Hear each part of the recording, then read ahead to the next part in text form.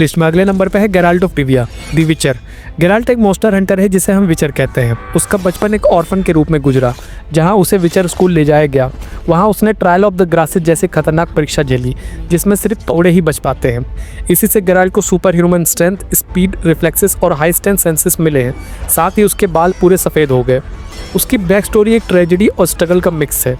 एक ऐसा इंसान जो इंसान भी है और मॉन्स्टर भी, दोनों दुनियाओं में अलग खरा लगता है। दो तलवारें हमेशा उसके साथ होती है, स्टील ह्यूमंस के लिए, सिल्वर मॉन्स्टर्स के लिए।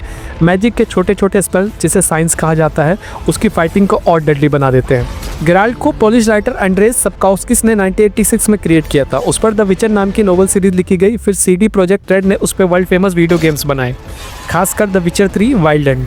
2019 में नेटफ्लिक्स ने इसी वॉरियर को टीवी पर लेकर आया, जहां हेनरी सिविल ने उसका रोल प्ले करके और आइकॉनिक बना दिया। आगे के सीजन्स में ये रोल लियाम सेंसवर्थ निभाएंगे। गेराल्ट ऑफ रिविया सिर्फ एक मॉन्स्टर स्लेयर नहीं है, बल्कि एक ट्रेजिक हीरो है, जिसका नाम हमेशा ग्रेटेस्ट वॉरियर्स की लिस्ट में आएगा।